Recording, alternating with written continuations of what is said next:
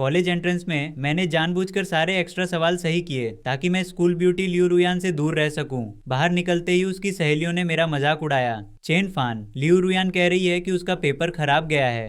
याद रखना, दोपहर में अपना पेपर खाली छोड़ देना, वरना आगे उसे सिम्प बनने का मौका नहीं मिलेगा। यह कहकर सब जोर जोर से हंसने लगे। मैंने लियू रुयान की तरफ देखा जिसके चेहरे पर नफरत थी। मैंने ऊपर से तो हाँ कह दिया, पर अंदर ही अंदर सोच रहा था कि अब ये सिम्प वाला काम कोई और करे, मैं तो नहीं करने वाला। मैंने तुरंत बटलर को फोन किया और उसके परिवार की सारी पैसों की मदद बंद कर दी और उन्हें घर से धक्के मारकर निकाल दिया। लियू रुयान ने बौखलाकर मुझे 99 फोन किए, पर मैंने एक भी नहीं उठाया। अब आई ना उसे घबराहट। अब क्यों परेशान हो रही है? मैं शहर के सबसे अमीर आदमी का बेटा था, फिर भी अपने ही ड्राइवर की बेटी के पीछे पागलों की तरह पड़ा रहा। उससे शादी करने के लिए मैंने पापा की दी हुई कंपनी उसके नाम कर दी, पर वो मेरे ही पैसों पर ऐश करते हुए और उसने किसी और से प्यार कर लिया। अपने बॉयफ्रेंड को तो उसने लाड़ प्यार में बिगाड़ दिया, लेकिन मुझे एक नौकर बनाकर रखा। उसकी शादी वाले दिन मैंने अपने इलाज के लिए उससे कुछ पैसे उधार मांगे तो उसने बेरहमी से कहा, इन सालों तक तुम्हारा पीछा सहना मेरे लिए एक बुरा सपना था। चेन फान, मेरी जिंदगी से दूर हो जाओ। मेरी आखिरी सांसों के वक्त तब मुझे उस लड़की का एहसास हुआ जिसने मुझे गले लगाया था।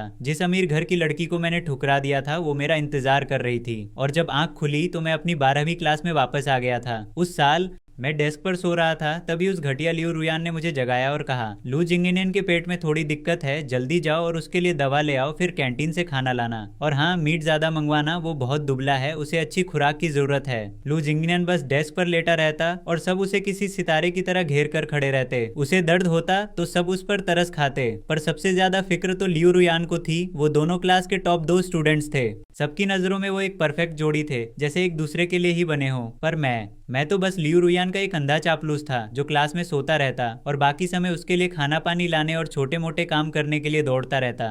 ये जानकर कि मैं दोबारा वापस आ गया हूँ, लियू रुयान की ये शक्ल देखकर मुझे अब बस हंसी आ रही थी। आखिर वो समझती क्या है खुद को कि मेरे साथ ऐसा बर्ताव करे। जब उसने मुझे ऐसे खड़े देखा तो बोली, खड़े खड़े क्या देख रहे हो, फटाफट जाओ और वापस आओ। इतना कहकर वो लू जिंगनियन के पास गई और प्यार से उसकी पीठ थपथपाने लगी। तभी लू जिंगनियन ने मेरी तरफ देखा और बोला, चेन फान को भेजना सही नहीं होगा ना, मैं खुद ही चला जाता हूँ। डर कैसा, उसे ऐसे काम करना पसंद है, अगर मैं उसे मना करूंगी तो वो बुरा मान जाएगा, है ना? उसने मेरी तरफ देखा, मैंने बस एक तिरछी मुस्कान दी और चुपचाप कैंटीन चला गया। इस बार मैंने लाइन में लगकर 2 प्लेट खाना लिया। पास खड़े एक लड़के ने मुझे देखकर हंसते हुए कहा, लो फिर से स्कूल ब्यूटी के लिए खाना लेने आ गया। पर उसे लू जिंगिनियन जैसे काबिल लोग पसंद है, तेरे जैसे नमूने उसकी नजरों में कुछ भी नहीं। आखिर मैं किस लेवल का इंसान हूँ? तू तो बस एक नौकर का बेटा है, रोज उसके साथ स्कूल जाता है तो तुझे लगता है कि उसकी शादी तुझसे होगी। भाई सपना देखना छोड़ दे। तू जैसे बेवकूफ और निकम्मे लड़के आगे चलकर तू बस उसके घर का नौकर ही बनेगा, उसके कपड़े धोएगा, झाड़ू लगाएगा और उसके बच्चों के डायपर बदलेगा। मैं तंज कसते हुए हंसा तो लियू रुयान ने तुम सबको बता दिया कि मैं नौकर का बेटा हूँ। पहले मैं उसे पसंद करता था, इसलिए मैंने मेहरबानी की कि वो रोज मेरी गाड़ी से स्कूल आए, पर अब दूसरों की नजरों में वो एक अमीरजादी बन गई है और मैं एक नौकर का बेटा। मेरा सवाल सुनकर उसने मेरी तरफ आंखें घुमाई और बोली, फालतू बातें बंद करो और चुपचाप मिस का लंच ले जाओ। ये कहकर वो फिर से हंसने लगी और आसपास के सब लोग मेरी सिंप वाली हरकतों पर मजे ले रहे थे। सब मेरी बेवकूफ़ी पर हंस रहे थे। घंटी बजी, मैं कैंटीन से निकला पर क्लास नहीं गया, बस वहीं एक क्यारी के पास बैठकर दोनों हिस्से का खाना खुद ही खा लिया।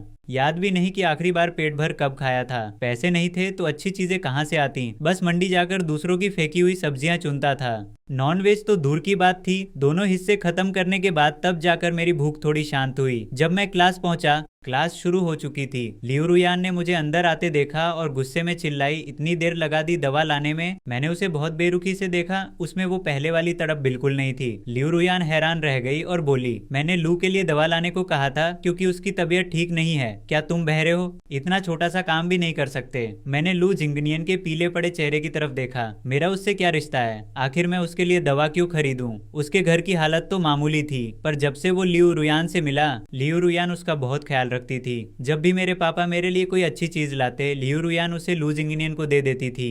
लू जिंगनियन ने जो घड़ी पहनी है वो भी मेरी है। ये दोनों मेरा कार्ड चलाते हैं, मेरे पैसे उड़ाते हैं और मेरी हर चीज का मजा लेते हैं, लेकिन मुझे एक नौकर की तरह इस्तेमाल करते हैं। ठीक है, बहुत अच्छे चेन फान, नखरे दिखाने हैं तुम्हें? अगर ऐसी ही हरकतें की तो अगली बार मुझे दोष मत देना अगर मैं तुम्हें भाव न दूं, फिर बाद में मुझसे माफी मत मांगना। मैं लियू रुयान को घूर रहा था और उसकी बातें सुनकर मुझे हंसी आ रही थी। मुझे तुम्हारी माफी की जरूरत कहाँ है? मैंने क्या गलत किया? यह देखकर कि मैं लियू रुयान से जुबान लड़ा रहा हूँ, सब मेरी तरफ देखने लगे। क्या हो रहा है? ये सिंप अचानक बदल कैसे गया? लियू रुयान भी एक पल के लिए दंग रह गई। वो मुझे ऐसे देख रही थी जैसे उसे मेरे गिड़गिड़ाने के दिन याद आ गए हों। दम है तो आज दोपहर मेरे साथ घर मत चलना। मैंने बस सिर हिलाया, ठीक है, और अपनी जगह पर जाकर बैठ गया जैसे उसकी बात सुनी ही ना हो। लियू रुयान कुछ कह रही थी और मैंने मन ही मन हाँ कह दिया। तभी लू जिंगनियन की डेस्कमेट वांग यान ने ये देखा और तुरंत इंसाफ करने के लिए आगे आई। सुनो चेन फान, तुम्हें क्या हो गया है? तुम्हें बस एक दवा लानी थी। एक दवा तक नहीं ला सकते? दिख नहीं रहा लू जिंगनियन की तबीयत खराब है? मैंने उसे ठंडी नजरों से देखा। तो फिर तुम खुद जाकर ले आओ। लेकिन वांग यान बड़े हक से बोली, ये तुम्हारा काम है, मैं क्यों जाऊं? मेरा और लू जिंगनियन का कोई लेना देना नहीं है, तो मैं क्यों?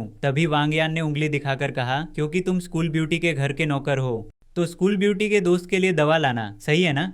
बिल्कुल वाजिब बात है। ये सुनकर मैंने लियू रुयान की तरफ देखा। लियू रुयान, क्या तुम बाहर सबको यही बता रही हो कि मैं तुम्हारे घर का नौकर हूँ? मेरी बात सुनकर वो सकपका गई। वैसे ये सब लोगों के अंदाजे थे, क्योंकि वो रोज लग्जरी कारों में आती थी और उसने कभी सफाई नहीं दी। वो ये तो नहीं बता सकती थी कि उसके पिता सिर्फ एक ड्राइवर हैं और वो मेरे घर के ड्राइवर की बेटी है। दवा नहीं लाए तो कोई बात नहीं, मैं खुद खरीद लूंगी। लियू रुयान को लगा कि मैं उसके पीछे पागल हूँ, इसलिए उसका ऐसा करना नॉर्मल था। उसने मेरी तरफ देखा और बोली, खाना कहाँ है? दवा तो नहीं लाए ना?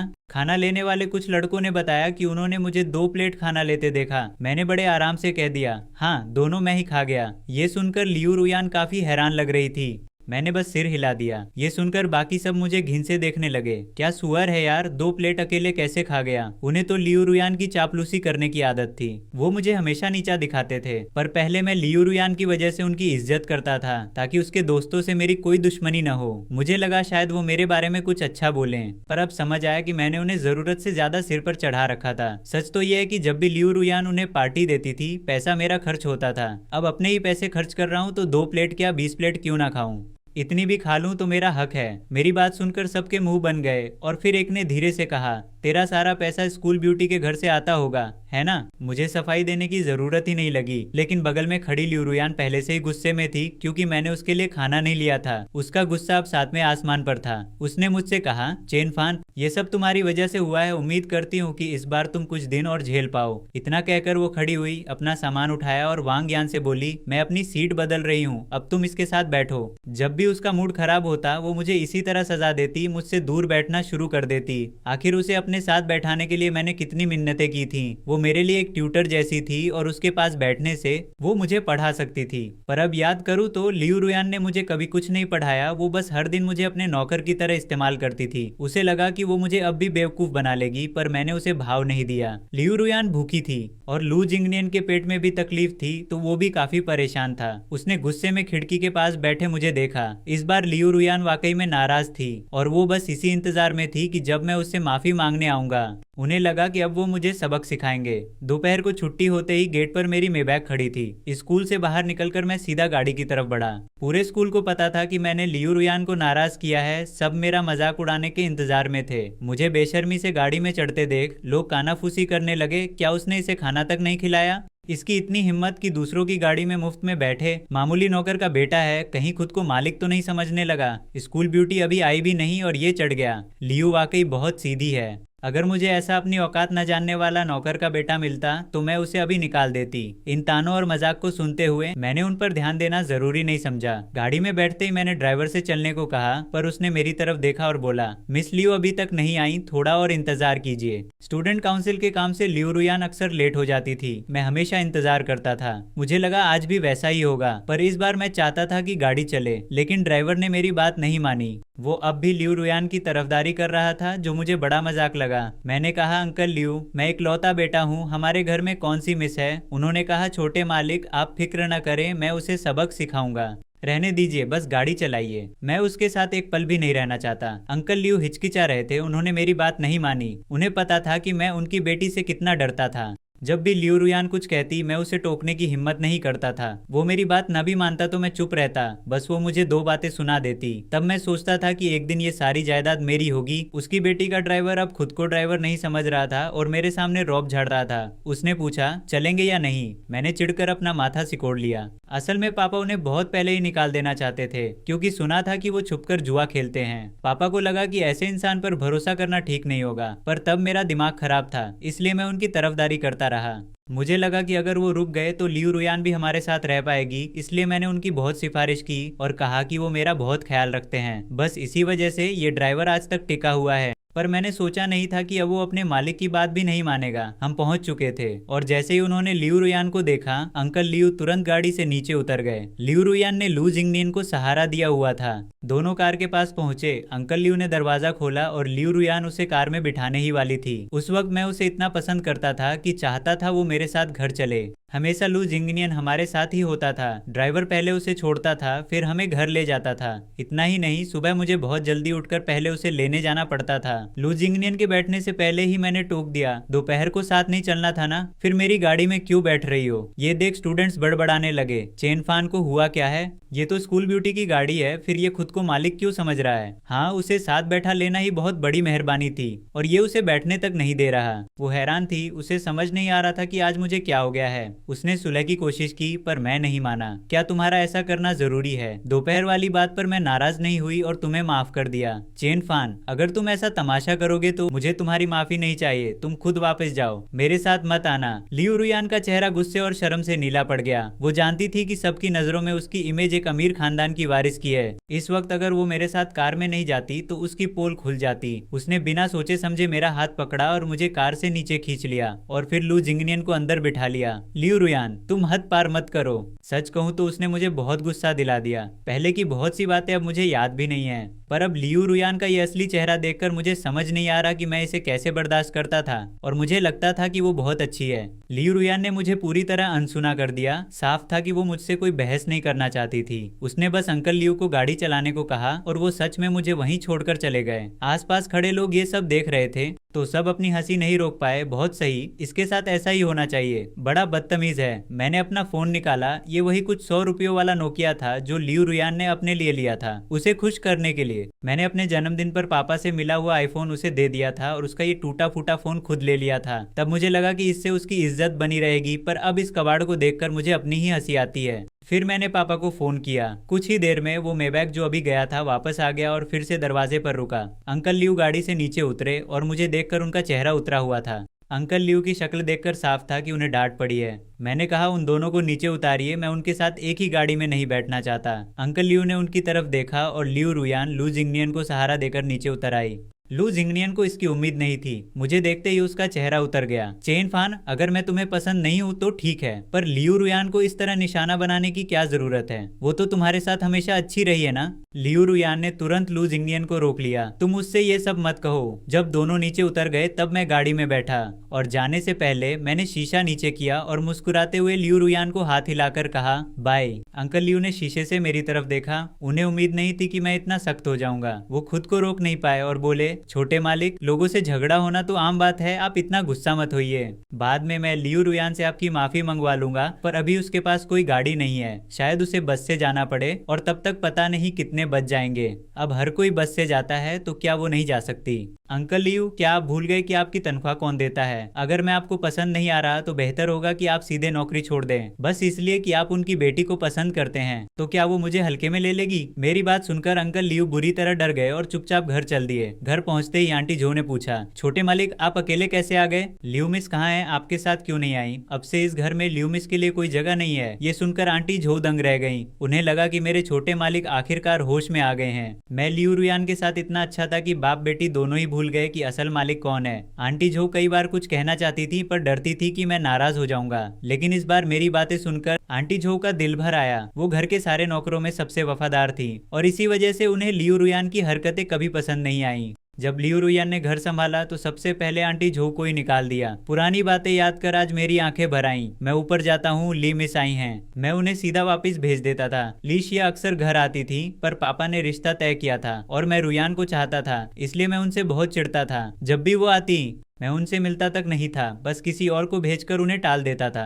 इस वजह से हमारी शायद ही कभी बात हुई। पर आज सोच रहा हूँ कि मरने से पहले उन्हीं के लोगों ने मुझे अस्पताल पहुंचाया था। और कमाल की बात यह है कि उन्हें अब भी याद था कि वो मेरी मंगेतर हैं। मैंने आंटी झो को रोका और पूछा वो कहाँ हैं। उन्होंने बताया कि वो पीछे गार्डन में दाबाई के साथ हैं। जब मैं वहां पहुंचा तो देखा कि लीशिया उसे खाना खिला रही थी। ये कुत्ता मैंने खुद पाला था, पर लियू रुयान को कुत्ते पसंद नहीं थे, इसलिए मैंने उससे दूरी बना ली। सोचा नहीं था कि लीशिया और दाबाई की इतनी अच्छी पटरी बैठेगी। मरने से पहले जब उनके बारे में सुना था, इतनी काबिल होने के बावजूद वो इतने सालों तक अकेली रही, ये सोचकर मेरी आंखें भर आईं। लीशिया ने दाबाई को सहलाना बंद किया और मेरी तरफ देखा। उन्हें पता ही नहीं चला कि मैं कब वहां आ गया। वो मेरी तरफ आने ही वाली थी, पर फिर उन्हें याद आया कि मैं उनसे कितनी नफरत करता था और वो रुक गईं। लीसिया दिखने में तो सुंदर थी, पर स्वभाव से बहुत गंभीर और शांत थी, जबकि उम्र मेरी ही थी। पर वो दिखने में अपनी उम्र से थोड़ी बड़ी लगती थी। पढ़ाई में वो पूरे स्टेट में टॉप करती थी, इसीलिए लियू रुयान उसे बिल्कुल बर्दाश्त नहीं करती थी। वो हमेशा कहती थी कि लीशिया के पास सारी सुविधाएं हैं, घर वालों ने उसे इतनी सुविधाएं दी तभी वो इतनी काबिल बन पाई। लियू रुयान को लगता था कि अगर उसके पास भी वैसी ही चीजें होती तो वो लीशिया से कम नहीं होती। जब भी वो उसके नंबर देखती उसे बड़ी चिढ़ होती थी। इसी चक्कर में मैं भी उसे अपना दुश्मन समझने लगा था। पर अब सोचूं तो मेरा उससे कभी कोई लेना देना ही नहीं था। उसने मेरा बुरा कब किया था? इस बार उसे सामने देखकर मैंने बड़ी मुश्किल से खुद को संभाला और पूछा, क्या आपको मुझसे कोई काम है? बस आपको देखने आई थी। जब मैंने कोई जवाब नहीं दिया तो लीशिया ने समझदारी से कहा, मुझे पता है आप मुझसे मिलना नहीं चाहते, मैं अभी जाती हूँ। उसे उम्मीद ही नहीं थी कि मैं उससे मिलूंगा। वो तो बस दाबाई को देखने आई थी, पर मेरा उससे मिलने को तैयार होना ही उसके लिए काफी था। जब मैंने देखा कि वो जाने वाली है तो मैंने पूछा, क्या आप डिनर पर रुकेंगी? ये सुनकर लीशिया दंग रह गई और हैरानी से मुझे देखने लगी। तभी डूबते सूरज की रोशनी की वजह से मैं और भी फ्रेंडली लग रहा था। हाँ जरूर। उस वक्त लियू रुयान अभी तक वापस नहीं आई थी, क्योंकि वो लू जिंगनियन को घर छोड़ने गई थी। अगर पहले की बात होती तो मैं पक्का उसके आने का इंतजार करता और तभी खाना खाता, पर आज मुझे इतनी जल्दी खाना खाते देख आंटी झो थोड़ी हैरान थी। क्या लियू मिस का इंतजार नहीं करेंगे? अब उसका इंतजार क्यों करना? घर के नौकरों को मेरी लियू रुयान के लिए सिंप बनने की आदत हो गई थी, तो अब जब मैंने ये सब बंद कर दिया तो उन्हें अजीब तो लगेगा ही। खैर आंटी झो ने फिर कुछ नहीं पूछा। ठीक है, मैं अभी तैयारी करती हूँ। साथ ही अंकल लियू को बता देना कि कल से उन्हें आने की जरूरत नहीं है। आंटी झो एक पल के लिए ठिठकी, पर फिर उन्हें समझ आया, आखिर मालिक के मामलों में ज्यादा सवाल नहीं पूछे जाते। लियू रुयान के पिता को निकालने के बाद मैं डाइनिंग टेबल पर बैठा। लीशिया चोरी छिपे मुझे देख रही थी, लेकिन जैसे ही मैं बैठा वो नर्वस हो गई और अपनी नजरें हटा ली। मैंने सोचा नहीं था कि इस समय लीशिया इतनी भोली होगी। मेरा मन उसे छेड़ने का हुआ। मुझे देख क्यों नहीं रही? क्या मैं इतना बुरा दिखता हूँ? वैसे मेरे नंबर तो खराब हैं, पर लुक तो मेरा सही है। अगर लियू रुयान ने मुझे उस तरह धोखा ना दिया होता तो मेरी ऐसी हालत नहीं होती। वो ऊपर से तो नॉर्मल दिख रही थी, पर गौर से देखो तो उसके कान लाल हो रहे थे। मैं मुस्कुराया और पूछा, वैसे मैंने सुना है कि आपकी पढ़ाई हमेशा से बहुत अच्छी रही है। मेरे इस अंदाज से लीशिया थोड़ी नर्वस थी। ठीक ठाक है। क्या आपके पास कोई सही ट्यूटर है जिसे आप मुझे बता सकें? आखिर अब लियू रुयान पर भरोसा करना तो मुमकिन ही नहीं था। इस बार मैं अपनी पिछली जिंदगी की तरह ये सोचकर नहीं बैठना चाहता कि पापा सब संभाल लेंगे। मैंने पूरी जिंदगी कभी किताब तक ठीक से नहीं खोली। अब जब तक मौका है मुझे अपने नंबर सुधारने होंगे। लीशिया की जान पहचान अच्छी है, अगर वो किसी टीचर को बताती है तो शायद वो काम आ जाए। आपको ट्यूटर चाहिए? उस लियू रुयान ने तो सुना था कि मेरा ट्यूटर मेरा ही क्लासमेट है, इसीलिए लियू रुयान इतने समय से मेरे घर में टिकी हुई थी। अब उसका बाप तो निकल गया। वैसे भी लियू रुयान मुझे मामूली समझती थी, उसे मुझे पढ़ाने का जरा भी पेशेंस नहीं था। मैंने जो भी पैसे लुटाए वो सब बर्बाद हो गए। लीशिया थोड़ी हैरान थी। जब उसने देखा कि मैं सीरियस हूँ और मजाक नहीं कर रहा तो उसने अपनी घबराहट छिपाने के लिए पानी का एक घूंट पिया। मेरे पास कोई ट्यूटर नहीं है, मैंने सब खुद ही सीखा है।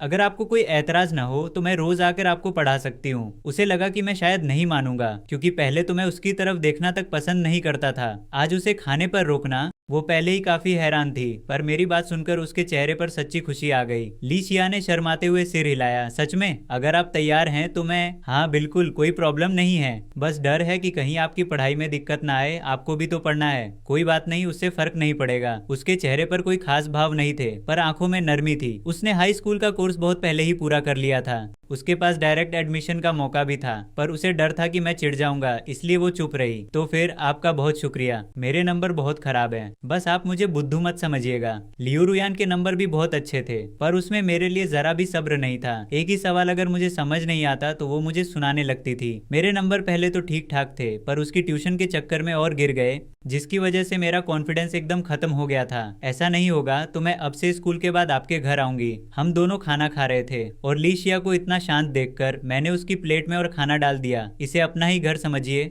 शर्माइए मत। ठीक उसी वक्त लू जिंगनियन को घर छोड़कर लियू रुयान अंदर आई। उसे अभी अभी खबर मिली थी कि उसके पापा की नौकरी चली गई है और उसके पापा ने उसे जमकर सुनाया था। ये देखकर कि मैं बिना उसका इंतजार किए खाना खा रहा हूँ और सारी डिशेस खत्म होने वाली हैं, उसका चेहरा उतर गया। मैंने उसे बस एक बेरुखी भरी नजर से देखा और खाना जारी रखा। लियू रुयान अपने पापा के बारे में पूछने आई थी, पर लीशिया को देखकर वो चिढ़ गई। उसने नाराज होकर पूछा कि ये यहाँ क्या कर रही है। उसे लगा मैं अब भी उसे खुश करने की कोशिश कर रहा हूँ। मैं कभी किसी और लड़की के करीब नहीं गया। लीशिया जब भी आती मैं उसे देखे बिना ही भगा देता था, पर उसने शायद सोचा भी नहीं होगा कि मैं उसे रुककर खाना खाने के लिए कहूंगा। वो मेरी मेहमान है। लियू रुयान के पास कोई चारा नहीं था, तो वो बैठ गई और मेरी तरफ देखकर बोली, तुमने खास तौर पर इसे यहाँ बुलाया है ताकि मुझे चिढ़ा सको। लीशिया पास में ही चुपचाप बैठी रही। तुम कुछ ज्यादा ही सोच रही हो लियू रुयान, तुम उतनी जरूरी नहीं हो। पहले मुझे लगता था कि ये औरत ही मेरी दुनिया है और मुझे बस उसके पीछे घूमना है, पर अब जब मुझे दोबारा मौका मिला है, अब उसे देखकर मुझे बस नफरत महसूस होती है। ऐसे इंसान को पसंद करना मेरी जिंदगी को बर्बादी की गहरी खाई में धकेल देगा। तब वो बोली, अगर तुम्हें लगता है कि किसी और लड़की के साथ रहकर तुम मुझे गुस्सा दिला सकते हो चेन फान, तो तुम सच में कुछ ज्यादा ही सोच रही हो। तुम्हें किसी और के साथ देखकर तो मुझे खुशी ही होगी ताकि तुम मुझे रोज परेशान करना बंद करो। मैं तो बस देखता ही रह गया। जैसे ही लियू रुयान गई, मैंने देखा कि लीशिया की आंखों में एक उलझन थी। उसकी बेकार की बातों पर ध्यान मत देना। मुझे लगा कहीं वो नाराज तो नहीं हो गई। मैं थोड़ा घबराया हुआ था, पर हैरानी तब हुई जब लीशिया ने इस पर एक शब्द भी नहीं कहा। उसका बर्ताव थोड़ा बेरुखा सा था। खाना खाने के बाद मैं उसे बाहर तक छोड़ने गया और कहा, रास्ते में अपना ख्याल रखिएगा। वो चली गई, पर उसने मुझसे ज्यादा बात नहीं की। वो बहुत कम बात कर रही थी। जैसे ही मैं घर लौटा, लियू रुयान सीढ़ियों से नीचे उतरी। माना कि बाद में उसने बहुत बुरे काम किए, पर चेहरा उसका वाकई खूबसूरत था। बिल्कुल भोली भाली सी लगती थी। पहले मैं इसी शक्ल पे धोखा खा गया था। तभी लियू रुयान ने मुझसे पूछा, मेरे पापा को नौकरी से क्यों निकाला। उसने ये बात सबके सामने नहीं कही, क्योंकि वो नहीं चाहती थी कि सबको पता चले। असल में वो बस ड्राइवर की बेटी थी। लीशिया के सामने तमाशा करना उसकी इज्जत के खिलाफ था। मैंने बेरुखी से कहा, एक ड्राइवर को निकालने के लिए क्या मुझे तुम्हें सफाई देनी होगी। वो मेरे पापा हैं। आज जो हुआ वो सब मैंने करवाया था। उनका कोई हाथ नहीं है। दम है तो मुझसे निपटो, सीधा मुझे ही निकाल दो। जब उसने ये कहा तो मुझे बड़ा मजा आने लगा। मैंने लियू रुयान को घूरा। ठीक है, अभी तुमने क्या कहा। लियू रुयान ने मुझे हैरानी से देखा, तो मैंने कहा, तुम्हें हमेशा से यही लगता था न कि मैं बेवकूफ हूँ। तो फिर अब इसे यहीं खत्म करते हैं। तुम मेरे घर से बाहर निकल जाओ, मैं कोई और ट्यूटर ढूंढ लूंगा। जब से तुमने मुझे पढ़ाना शुरू किया है, मेरे नंबर और भी गिर गए हैं। मुझे नहीं लगता कि तुम इतनी ज्यादा सैलरी पाने के लायक हो। लियू रुयान को लगा कि मैं बस मजाक कर रहा हूँ, पर उसने सोचा भी नहीं था कि मैं सच में उसे निकाल दूंगा। तुम्हारे नंबर इसलिए खराब हैं क्योंकि तुम वाकई बहुत बेवकूफ हो। एक ही सवाल तुम समझ नहीं पाते। मैं लू जिंगनियन को एक बार समझाती हूँ और वो तुरंत समझ जाता है, और तुम तो एकदम गधे हो। इसके लिए मुझे दोष दे रहे हो। दूसरे टीचर के पास जाओ, तब भी यही हाल होगा। कोई भी तुम्हें और ज्यादा नहीं सिखा सकता। ये तुम्हारी अपनी गलती है।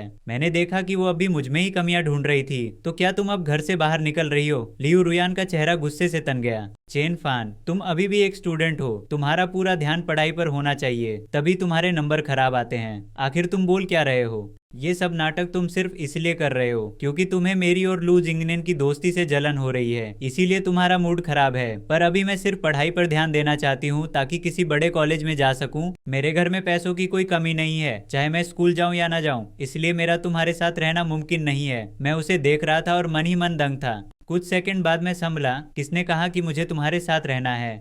लियू रुयान, आखिर इतना कॉन्फिडेंस लाती कहाँ से हो।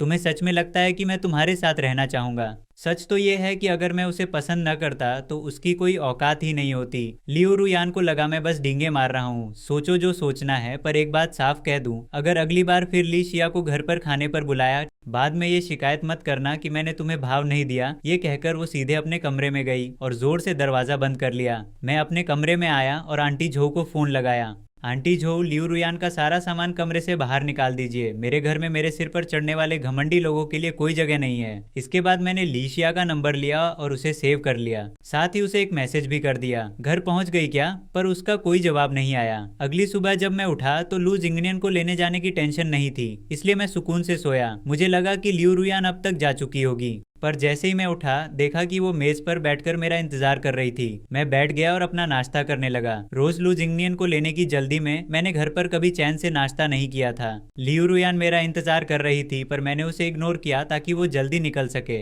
नाश्ता कर मैं बाहर निकला और वो मेरे पीछे पीछे आने लगी। ड्राइवर भी अब बदल गया था। ड्राइवर ने दरवाजा खोला, मैं बैठा और लियू भी पीछे पीछे आ गई। मैंने उसकी तरफ देखकर कहा, क्यों स्कूल ब्यूटी लियू, ये क्या चक्कर है? कल तो तुम कह रही थी कि मेरे साथ नहीं चलोगी। मुझे सब अच्छे से याद है। लियू रुयान चुप रही, फिर झल्लाकर बोली, अगर पापा दबाव न डालते तो मैं कभी नहीं मानती। तो क्या हुआ अगर तुम्हारे पास थोड़ा पैसा है और तुम रौब जमाना चाहते हो? इसमें कौन सी बड़ी बात है? पर मेरे पापा को इस नौकरी की जरूरत है। मैं उसके साथ समय बर्बाद नहीं करना चाहता था, इसलिए मैंने ड्राइवर को गाड़ी चलाने को कहा। स्कूल पहुंचते ही मैं नीचे उतर गया। लियू रुयान मेरे पीछे पीछे आ रही थी। पहले वो हमेशा लू जिंगनियन के साथ आती थी, पर आज वो बस से आया था। लियू को देखते ही वो फौरन उसकी तरफ बढ़ा। लू जिंगनियन की नजर मुझ पर पड़ी। कल के हंगामे के बाद उसे समझ नहीं आ रहा था कि एक नौकर का बेटा लियू रुयान के सामने इतना ढीठ कैसे हो सकता है। लियू को मेरे साथ स्कूल जाते देख उसने पूछा, क्या तुम दोनों की सुलह हो गई? मैंने उन्हें पूरी तरह इग्नोर किया और सीधे अंदर चला गया। लियू रुयान मुझे जाते हुए देखती रही और जब मैंने उसे भाव नहीं दिया तो उसने अपनी भौहें सिकोड़ ली।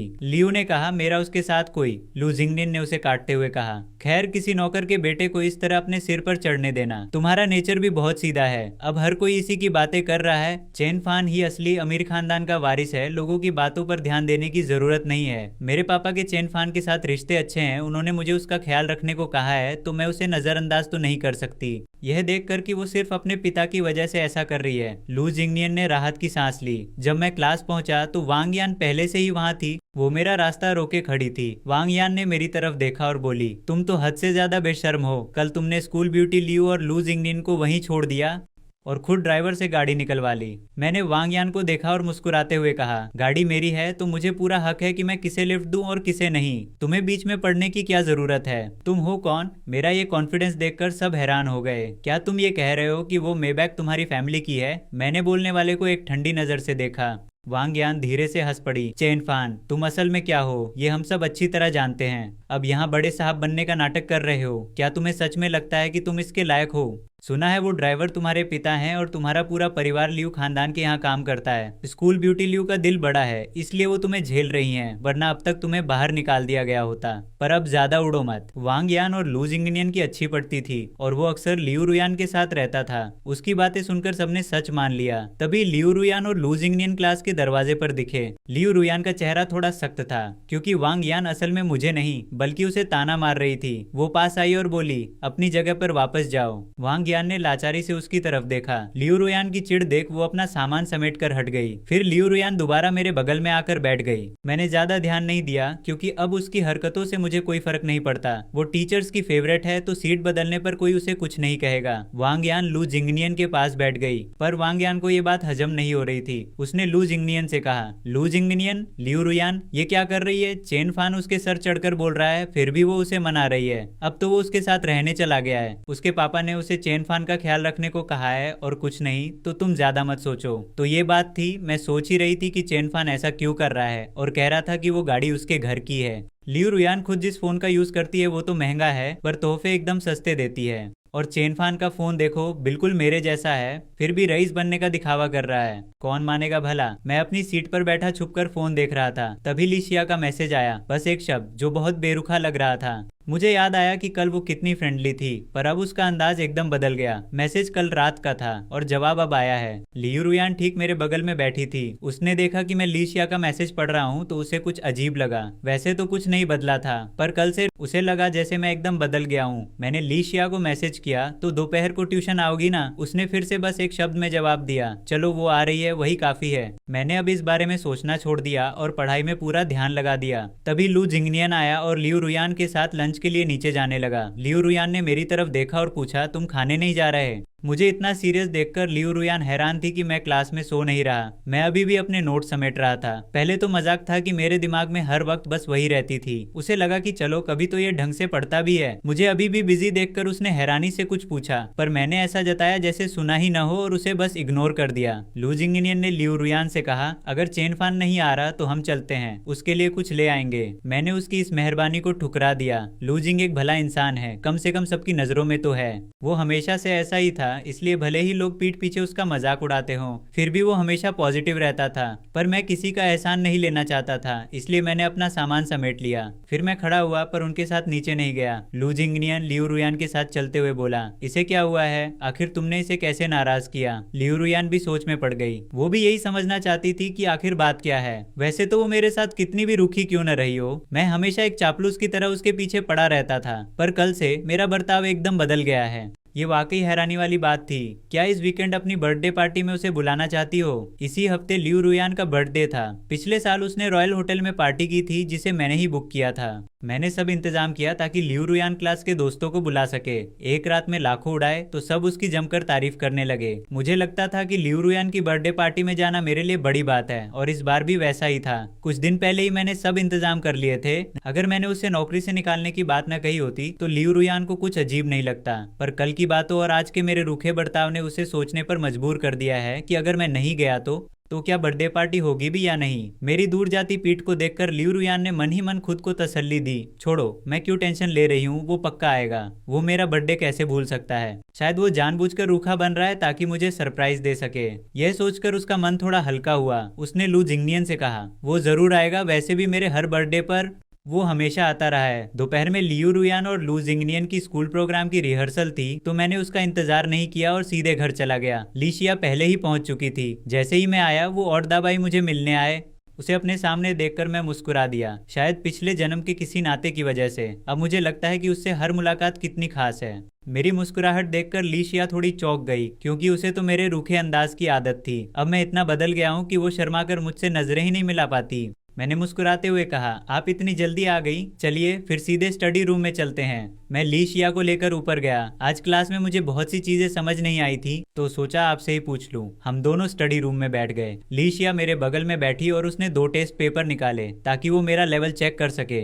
मैंने पूरी मेहनत से पेपर सॉल्व किए और उन्हें दे दिए। लीशिया ने चुपचाप उन्हें देखा तो मुझे थोड़ा बुरा लगा। मैंने कहा, सॉरी, मैं सच में बहुत डफर हूँ। उसने कहा, इसमें तुम्हारी कोई गलती नहीं है, बस पढ़ने का तरीका ठीक नहीं है, पहले बेसिक्स क्लियर करते हैं, ठीक है? मैंने हाँ कह दिया। लीशिया पढ़ाते वक्त नजरें नीचे किए हुए थीं और पूरे ध्यान से समझा रही थीं, लेकिन उनके समझाने का तरीका इतना आसान था कि मुझे सब कुछ एकदम क्लियर होने लगा। जो बातें मुझे समझ नहीं आ रही थी वो बस उनके बोलते ही समझ आ गईं। लीशिया काफी देर तक समझाती रहीं। उन्हें थोड़ी प्यास लगी। जैसे ही उन्होंने सिर उठाया उन्हें पता चला कि मैं उन्हें ही देख रहा हूँ। वो थोड़ा झिझकी और थूक निकलकर फिर से सवाल देखने लगी। क्या हुआ, कोई प्रॉब्लम है क्या? मुझे बस लगा कि आप मेरे साथ बहुत सब्र रख रही हैं, पर फोन पर तो आप बड़ी रुकी थी। शुरू से अंत तक बस 2 शब्दों में जवाब दिया। क्या लियू रुयान वाली बात की वजह से आप मुझसे नाराज हैं? नहीं, कल घर वाले आए हुए थे, इसलिए मैं काफी बिजी थी और टाइम पर रिप्लाई नहीं कर पाई। जब देखा तब तक सुबह हो गई थी। अगर आपको कभी भी मदद चाहिए तो आप मुझे फोन कर सकती हैं। हम दोनों अपनी पढ़ाई में बिजी थे कि तभी अचानक मेरा फोन बज उठा और मैंने तुरंत कॉल उठाया। फोन की दूसरी तरफ लियू रुयान की आवाज थी। हाँ, ये सब क्या बकवास है? अब मुझे क्या हो गया? उसके चिल्लाने के अंदाज से मुझे कुछ समझ नहीं आया कि मैंने उसे कहाँ नाराज कर दिया। तुम्हारी हिम्मत कैसे हुई मेरा सारा सामान बाहर फेंकवाने की? मैंने एक नजर देखा, लीशिया ने भी उससे कुछ नहीं छुपाया। उन्होंने सीधा लियू रुयान से कहा, मैंने कल ही तुम्हें साफ कह दिया था कि तुम्हें नौकरी से निकाल दिया गया है, तो फिर अब तुम्हारे इस घर में रुकने की कोई वजह नहीं है ना? मैं अभी पढ़ रहा हूँ, मुझे परेशान मत करो। इतना कहकर मैंने सीधा फोन काट दिया। लियू रुयान दरवाजे पर खड़ी अपना सारा सामान धड़ाधड़ बाहर फेंका हुआ देख रही थी। उसे यकीन ही नहीं हो रहा था कि मैं ऐसा कर सकता हूँ, कि मैं सच में उसे घर से बाहर निकाल रहा हूँ। मैंने लीशिया से कहा, चलो शुरू करते हैं। उसने जवाब दिया। तभी अचानक स्टडी रूम का दरवाजा खुला और सामने लियू रुयान खड़ी थी, जिसका चेहरा गुस्से से एकदम काला पड़ा था। उसकी नजर जैसे ही हम दोनों पर पड़ी, उसकी आंखों में साफ नफरत दिख रही थी। मैं खड़ा हुआ और उससे पूछा, यहाँ क्या करने आई हो? तुम्हें तो मैं पसंद नहीं था ना? मैं तुम्हारी नजरों में कुछ भी नहीं था। अब अचानक मेरे पीछे पड़ गई। लियू रुयान आगे बढ़ी और गुस्से में बोली, चेन फान, मुझे ऐसे बेइज्जत करना, या तुम्हें ये मजाक लग रहा है? लीशिया भी खड़ी हो गई। वो अपने आप मुझे बचाने के लिए मेरे आगे खड़ी हो गई। बेइज्जत करना? उसे इतना भड़का देख मैंने पलट कर कहा, तुम्हें कुछ गलत फहमी हुई है क्या? मैंने तुम्हें कब बेइज्जत किया? लियू रुयान बोली, असल में बेइज्जत तो मैं हुई हूँ, है ना? तुम्हारे रहने खाने का सारा खर्चा मैं उठाता था। तुम और लू जिंगनियन दिन भर एक दूसरे से चिपके रहते थे और मैं किसी नौकर की तरह तुम दोनों के पीछे घूमता रहता था। फिर भी मुझे तुम्हारी बेरुखी सहनी पड़ती थी। क्या इसे बेइज्जती नहीं कहते? अब मैं बस वो सब वापस ले रहा हूँ जो मैंने उसे दिया था, पर उसकी नजर में ये उसकी बेइज्जती हो गई। लियू रुयान ने अपने होठ भींचे और मेरी तरफ देखा। ये मत सोचना कि किसी और को साथ लाकर तुम मुझे मजबूर कर लोगे। मैं तुम्हें कभी पसंद नहीं कर सकती और न ही तुम्हारे साथ रह सकती हूँ। ये कहकर वो मुड़ी और चली गई, पर जाते जाते दरवाजे से टकरा गई। मैंने खिड़की खोली, मैंने देखा कैसे वो नीचे गई, अपना सामान उठाया और बिना सोचे समझे चली गई। लियू रुयान हमेशा से ही बहुत घमंडी थी। भले ही उसके घर की हालत काफी खराब थी, पर उसमें एक अलग ही अकड़ थी। मैं उसके लिए कुछ भी कर लूं, वो पैसों के आगे कभी नहीं झुकी। पहले मुझे उसकी यही बात पसंद थी, पर आज सोचता हूँ तो यह सब एक मजाक लगता है। लीशिया ने मुझे खिड़की के पास खड़ा देखा और धीरे से कहा, क्या हम पढ़ाई जारी रखें या फिर मैं जाऊं? आपका मूड कुछ ठीक नहीं लग रहा। मैंने जवाब दिया, नहीं, मैं बिल्कुल ठीक हूँ। मैं बस कुछ पुरानी बातें सोच रहा था, अपनी की हुई कुछ बेवकूफियों के बारे में। इसका लियू रुयान से कोई लेना देना नहीं है। सच कहूं तो मैं अंदर से बहुत खुश था, क्योंकि अब मुझे अपने फ्यूचर की कोई टेंशन नहीं थी। लियू रुयान से दूर रहकर मैं इस जन्म में फिर कभी उस बुरे अंजाम तक नहीं पहुंचूंगा। लिशिया ने कहा, मैं अब चलती हूँ। इतना कहकर वो बाहर जाने ही वाली थी कि मैंने आगे बढ़कर उसका हाथ पकड़ लिया। लिशिया चौंक गई और मुझे देखने लगी। मुझे खुद नहीं पता था कि मैं क्या कर रहा हूँ, लेकिन मैं इतना बेवकूफ नहीं कि देख ना सकूं कि वो खुश नहीं है। जब भी लियू रुयान की बात आती, लिशिया अनजाने में ही मुझसे दूरी बनाने लगती थी। पहले लियू रुयान और मेरे रिश्ते बहुत करीबी थे और मैंने कभी उसके लिए अपनी पसंद को नहीं छुपाया। शायद हर किसी को, यहाँ तक कि लिशिया को भी यही लगता था कि मैं उससे प्यार करता हूँ। सच तो ये है कि एक वक्त मैं उसे वाकई पसंद करता था। अगर पिछले जन्म का वो बुरा अंजाम न होता तो शायद मैं कभी होश में नहीं आता। लिशिया को देखते हुए मैंने उसका हाथ छोड़ा और पूछा, क्या शनिवार को आपके पास समय है? मैं रॉयल होटल में खाना खाने जाना चाहता हूँ, क्या आप साथ चलेंगी? वहाँ का खाना बहुत लाजवाब होता है। पिछले जन्म में तो मैं दाने दाने को तरसा था, अब बस मजे करना चाहता हूँ। अगर पहले की बात होती तो मैं पक्का लियू रुयान को ले जाता, पर अब मैं लिशिया को बुलाना चाहता हूँ। वैसे भी पापा ने उसी से मेरा रिश्ता तय किया है। अगर मैंने मना नहीं किया तो कॉलेज खत्म होते ही पूरी उम्मीद है कि मैं लिशिया से ही शादी करूंगा। पहले लगता था कि पापा मेरी इज्जत नहीं करते, पर अब सोचूं तो वो लियू रुयान से किसी कम नहीं है। ऊपर से इतनी खूबसूरत है और अमीर खानदान से भी है। वो मुझे पसंद करेगी। असल में फायदा तो मेरा ही हो रहा है। जब उसने लियू रुयान का नाम लिया तो मैंने पूछ लिया, तो क्या तुम चाहती हो कि मैं उसी के साथ रहूं? क्या तुम चाहती हो कि मैं पहले की तरह तुमसे दूरी बनाकर रखूं? नहीं ना? तो फिर डन, शनिवार को मिलते हैं। शनिवार की दोपहर जब मैं पहुंचा तो थोड़ा लेट हो गया था। अंदर जाते ही मुझे वहां अपने कई पुराने दोस्त दिखे। सब टिप-टॉप कपड़ों में सजे हुए थे। मुझे देखते ही लू जिंगनियन के एक दोस्त ने मजाक उड़ाते हुए कहा, चेन फान, तुम्हारी इतनी हिम्मत कि तुम यहाँ अपनी शक्ल दिखाने आ गए? मैं यहाँ क्यों नहीं आ सकता? रॉयल होटल के मालिक और मेरे पापा की बहुत अच्छी दोस्ती है। मैं यहाँ का सुपर वीआईपी हूँ, जब चाहूँ तब आ सकता हूँ। बल्कि मैं तो ये जानना चाहता हूँ कि आखिर मैं यहाँ क्यों नहीं आ सकता। वांग यान ने तंज कसते हुए कहा, पिछले कुछ दिनों से स्कूल ब्यूटी ने तुम्हें भाव तक नहीं दिया और आज उसके जन्मदिन पर तुम्हारी इतनी हिम्मत कि तुम यहाँ अपनी बेशर्मी लेकर आ गए। आज उसका जन्मदिन ही तो है। मैं पढ़ाई में इतना बिजी था कि ध्यान ही नहीं रहा। अगर ये लोग याद न दिलाते तो मैं शायद भूल ही जाता। वैसे मैंने होटल वालों से पहले ही बात कर ली थी। इस बार लियू रुयान का 18वां जन्मदिन है। पिछली बार मैंने रॉयल होटल में उसके लिए बहुत बड़ी पार्टी रखी थी। सब कुछ एकदम शानदार था, लेकिन उसी दिन मुझे असलियत पता चली थी। चेन फान, क्या तुम मेरे मामलों में दखल देना बंद कर सकते हो? मैं नाराज हो गया और हमारी 2 दिनों तक कोल्ड वॉर चली, पर फिर भी मैं खुद को रोक नहीं पाया और पहले माफी मांगने पहुंच गया, सिर्फ इसलिए कि वो मुझसे शादी कर ले। यहाँ तक कि मैंने अपने पिता की दी हुई कंपनी भी उसे सौंपने की बेवकूफी कर दी। अब इस शोर शराबे को देखकर मेरा उसे भाव देने का मन नहीं है। होटल में लियू रुयान के लिए जो कुछ भी है उसका सारा इंतजाम मैंने ही किया था। सारा खर्चा मैं ही उठाता था, पर अब मुझे सब समझ आ गया है, इसलिए अब मुझे उसकी कोई परवाह नहीं। उसकी हिम्मत तो देखो, सबको यहाँ ले आई। अब देखते हैं कि वो इस मामले को कैसे संभालती है। दोस्तों के मजाक को मैंने अनसुना कर दिया। मैं सीधे लिफ्ट में गया। मेरी और लिशिया की जगह पहले से ही तय थी, बस पता नहीं था कि वो आई है या नहीं। लिफ्ट से बाहर निकलते ही मैंने देखा कि लियू रुयान और लू जिंगनियन गहरी बातों में डूबे हुए थे। उसने मुझे देखते ही पहचान लिया। लियू रुयान की नजरें एकदम मुझ पर टिक गईं। मुझे पता था कि तुम आओगे। मुझे तो लगा था कि शायद तुम सच में नहीं आओगे, और वो मेरी तरफ बढ़ने लगी। वो थोड़े गुरूर और मजाक के लहजे में थी। उसने कहा, तुमने तो कहा था कि नहीं आओगे। ये मत सोचना कि तुम्हारे आने से मैं तुम्हारी पुरानी बातें भूल जाऊंगी। चेन फान, मैं अभी भी नाराज हूँ। वो हर बार यही करती थी, हमेशा अपने गुस्से का इस्तेमाल करके मुझे झुकाने की कोशिश करती थी। मैंने उसकी ओर देखा और मेरे होठों पर एक हल्की सी मुस्कान आ गई। क्या बात है, तुम अपने जन्मदिन की पार्टी में नहीं आई हो? वैसे मैं तुम्हारा जन्मदिन क्यों मनाऊं? तुमने तो मुझे बुलाया तक नहीं था। तुम्हारी पार्टी में इतने सारे दोस्त हैं, तो मेरे एक के आने से क्या फर्क पड़ेगा? चेन फान, तुम्हारा मतलब क्या है? लियू रुयान मुझे चिड़चिड़ाहट से देख रही थी, अभी भी अकड़ दिखा रही थी, जैसे उसे मुझसे बात करना भी पसंद न हो। उसे तो बस मेरा गुस्सा देखना था। तभी रेस्टोरेंट का मैनेजर मेरी तरफ आया और बोला, चेन साहब, लीशिया आ गई हैं। मैनेजर ने सिर हिलाया तो मैंने कहा, ठीक है, मुझे उनके पास ले चलिए, शुक्रिया। मैनेजर मुझे लीशिया के पास ले ही जा रहा था कि लियू रुयान पीछे से चिल्लाई, चेन फान, अब ये नौटंकी बंद करो। तुम अभी भी लीशिया को ढूंढ रहे हो क्या? वो बहुत सीधी है। मैंने उसकी ओर देखा और कहा, नौटंकी तो तुम्हारे डैड कर रहे हैं। तुम ही तो कहती थी कि मैं तुम्हारे पीछे पड़ा रहता हूँ और बहुत इरिटेटिंग हूँ। अब जब मैं पीछे नहीं पड़ रहा तो तुम्हें क्या दिक्कत है? जाओ, तुम्हारे दोस्त इंतजार कर रहे हैं। ये कहते हुए मैंने लू जिंगनियन की तरफ देखा जो हिचकिचाते हुए हमारे पीछे आ रहा था। उसने भी कभी लियू रुयान को मेरी तरफ इतनी दिलचस्पी दिखाते नहीं देखा था। जाहिर है मैं जानता था कि लियू रुयान इतनी कोशिश क्यों कर रही है। उसे मेरी नहीं, मेरी जेब के पैसों की याद आ रही थी। पहले तो वो मुझे बिल्कुल पसंद नहीं करती थी, लेकिन वो बड़ी बेशर्मी से मेरा दिया हुआ सब कुछ लेती थी। मुंह से तो मना करती थी पर अंदर से बहुत खुश होती थी। अब जब मैं उसे इग्नोर कर रहा हूँ तो वो घबरा गई है। आखिर जिस बर्थडे पार्टी की उसने इतनी तैयारी की थी, इतनी बड़ी पार्टी को वो ऐसे ही खत्म नहीं होने देना चाहती थी। उसने कहा, अगर तुम मेरी और लू जिंगनियन की रिलेशनशिप की वजह से ऐसा कर रहे हो तो मैं उससे दूर रह सकती हूँ। क्या अब तुम ये नाटक बंद करोगे?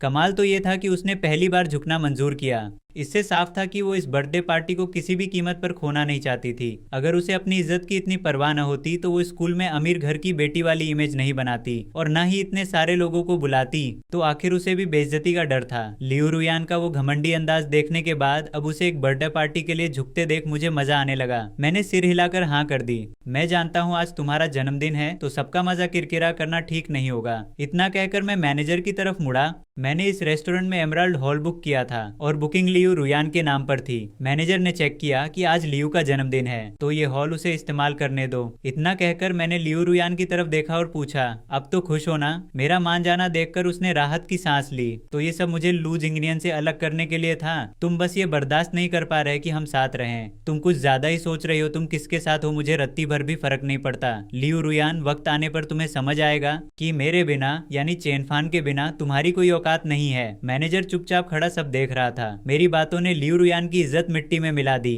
मुझे तुमसे कोई मतलब नहीं, वो गुस्से में वहां से चली गई। तभी मैनेजर ने मेरी तरफ देखा, तो मैं एमराल्ड हॉल का इंतजाम करवा देता हूँ। मैंने सिर हिलाया, पर याद रहे सारा बिल उसे खुद भरना होगा। पेमेंट होने से पहले किसी को भी बाहर मत जाने देना।